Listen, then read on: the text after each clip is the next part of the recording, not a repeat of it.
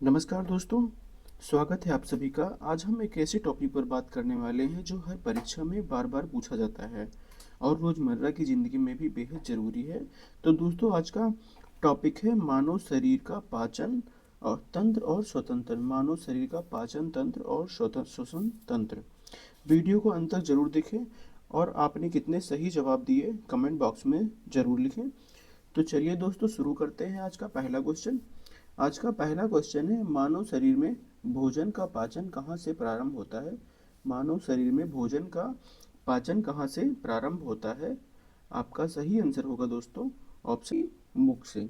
मानव शरीर में भोजन मुख के लार सलाइवा की मदद से शुरू होता है। लार में टाइलिन एंजाइम होता है जो रोज स्टार्च को शर्करा में बदलता है। नेक्स्ट क्वेश्चन है दोस्तों, मानव शरीर का सबसे बड़ा पाचन ग्रंथि कौन सा है। मानव शरीर का सबसे बड़ा पाचन ग्रंथि कौन सा है।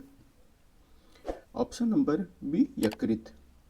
यकृत सबसे बड़ी ग्रंथि है। यह पित्तरस का निर्माण करता है जो वसा के पाचन में मदद करता है। अगला प्रश्न है, भोजन का अधिकांश पाचन और अवशोषण कहाँ होता है। भोजन का अधिकांश पाचन और अवशोषण कहाँ होता है। जिसका करेक्ट आंसर है दोस्तों ऑप्शन नंबर सी छोटी आंत, स्मॉल इंटेस्टाइन। छोटी आंत 6 मीटर लंबी में अधिकांश पाचन होता है और पोषण तत्व में रक्त अवशेषित हो जाते हैं। अगला प्रश्न है, अमाशय स्टमक में कौन सा अम्ल भोजन को पचाने में मदद करता है। कौन सा अम्ल भोजन को पचाने में मदद करता है। जिसका सही आंसर है friend option number C hydrochloric अम्ल HCl। हाइड्रोक्लोरिक अम्ल HCl। अमाशय में HCl अम्ल निकलता है जो भोजन को नरम करता है और जीवाणुओं को नष्ट करने में सहायता करता है। अगला प्रश्न है दोस्तों, पाचन में सहायता करने वाले एंजाइम कहाँ पाए जाते हैं। पाचन में सहायता करने वाले एंजाइम कहाँ पाए जाते हैं। जिसका करेक्ट आंसर है दोस्तों ऑप्शन नंबर ए लार सलाइवा। लार सलाइवा में एंजाइम पाए जाते हैं जो पाचन में सहायता करते हैं। अगला प्रश्न है दोस्तों, श्वसन तंत्र में वायु का आदान प्रदान कहाँ होता है। श्वसन तंत्र में वायु का आदान प्रदान कहाँ पर होता है। जिसका करेक्ट आंसर है दोस्तों ऑप्शन नंबर बी अल्वेयोली।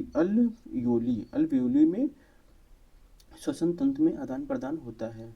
फेफड़ों की सूक्ष्म थैलियाँ एल्वोली कहलाती हैं। यही रक्त और वायु के बीच गैसों का आदान प्रदान होता है। अगला प्रश्न है, श्वसन के दौरान मानव शरीर में कौन सी गैस बाहर निकलती है। श्वसन के दौरान मानव शरीर में कौन सी गैस बाहर निकलती है। जिसका सही आंसर है option number B carbon dioxide. Carbon dioxide निकलती है। श्वसन के साथ शरीर की कोशिकाओं से कार्बन डाइऑक्साइड बनती है जो बाहर निकलती है, उसी को कार्बन डाइऑक्साइड कहते हैं। अगला प्रश्न है, सामान्य स्थिति में एक वयस्क व्यक्ति प्रति मिनट कितनी बार सांस लेता है। जिसका करेक्ट आंसर है ऑप्शन नंबर बी 16 से 18 बार। एक स्वस्थ वयस्क व्यक्ति औसतन 16 से 18 बार प्रति मिनट सांस लेता है। नेक्स्ट क्वेश्चन है, मानव शरीर के श्वसन प्रक्रिया से कौन सी ऊर्जा उत्पन्न होती है। मानव शरीर में श्वसन प्रक्रिया से कौन सी ऊर्जा उत्पन्न होती है। जिसका करेक्ट आंसर है दोस्तों ऑप्शन नंबर बी ATP ऊर्जा। अगला प्रश्न है, पाचन के बाद ग्लूकोज का अपघटन किस प्रक्रिया से ऊर्जा में बदलता है। पाचन के बाद ग्लूकोज का अपघटन किस प्रक्रिया से ऊर्जा में बदलता है। जिसका सही आंसर है दोस्तों ऑप्शन नंबर ए श्वसन। भोजन से प्राप्त ग्लूकोज कोशिकाओं में ऑक्सीजन की मदद से टूटकर ATP ऊर्जा में बदल जाता है।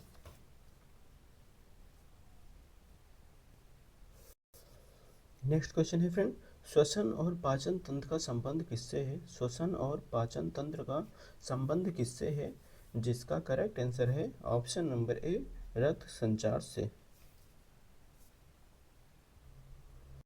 अगला प्रश्न है दोस्तों, मानव शरीर में पाचन प्रक्रिया में वसा फैट का पाचन किस रस की मदद से होता है?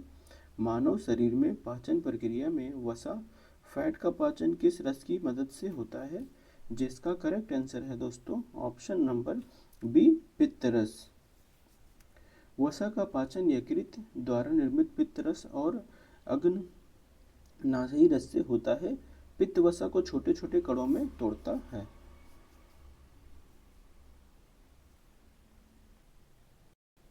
अगला प्रश्न है, प्रोटीन के पाचन में कौन सा एंजाइम मुख्य होता है? प्रोटीन के पाचन में कौन सा एंजाइम मुख्य होता है? जिसका सही आंसर है ऑप्शन नंबर बी, पेप्सिन। आमाशय में पेप्सिन एंजाइम प्रोटीन को छोटे छोटे अमीनो अम्लों में तोड़ता है। अगला प्रश्न है दोस्तों, मानव शरीर में पाचन रस डाइजेस्टिव ज्यूस का उत्पादन कहाँ होता है?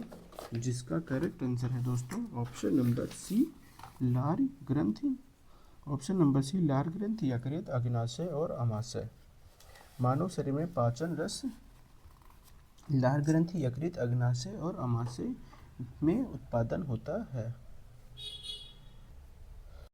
अगला प्रश्न है, बड़ी आंत लार्ज इंटेस्टाइन का मुख्य कार्य क्या है? लार्ज इंटेस्टाइन का मुख्य कार्य क्या है? जिसका सही आंसर है दोस्तों ऑप्शन नंबर सी, जल अवशोषण। जल अवशोषण।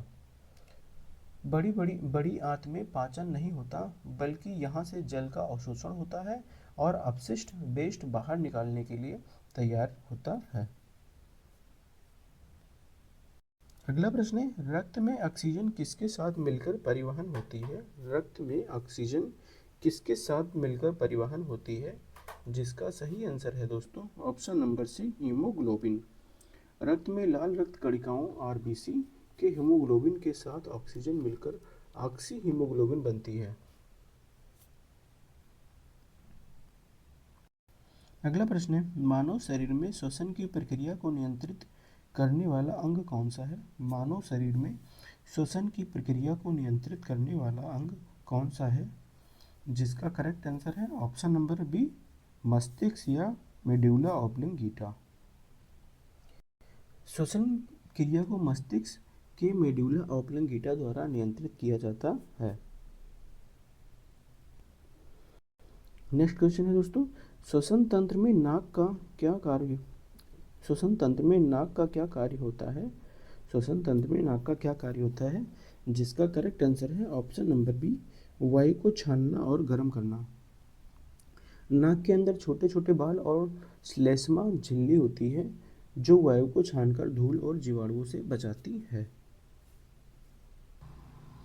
अगला प्रश्न है दोस्तों, फेफड़ों का मुख्य कार्य क्या है? फेफड़ों का मुख्य कार्य क्या है? जिसका सही आंसर है ऑप्शन नंबर बी, रक्त को शुद्ध करना। रक्त को शुद्ध करना फेफड़ों का मुख्य कार्य है। फेफड़ों में ऑक्सीजन और कार्बन डाइऑक्साइड का आदान प्रदान होता है। इस प्रक्रिया को गैस विनिमय कहते हैं। इस प्रक्रिया को गैस विनिमय कहते हैं। नेक्स्ट क्वेश्चन है, श्वसन की दर ब्रीथिंग रेट बच्चों में वयस्कों की तुलना में कैसी होती है? जिसका करेक्ट आंसर है दोस्तों ऑप्शन नंबर बी, तेज। बच्चों में श्वसन दर वयस्कों से अधिक तेज होती है क्योंकि उनकी कोशिकाओं को तेजी से ऊर्जा की आवश्यकता होती है। अगला प्रश्न है, मानव शरीर में श्वसन की दो अवस्थाएं होती हैं। मानव शरीर में दो अवस्थाएं कौन कौन सी होती हैं? जिसका सही आंसर है दोस्तों ऑप्शन नंबर बी, सांस लेना इनहेलेशन और सांस छोड़ना एक्सहेलेशन। सांस लेना ऑक्सीजन अंदर जाती है, नंबर 2 सांस छोड़ना कार्बन डाइऑक्साइड बाहर निकालती है।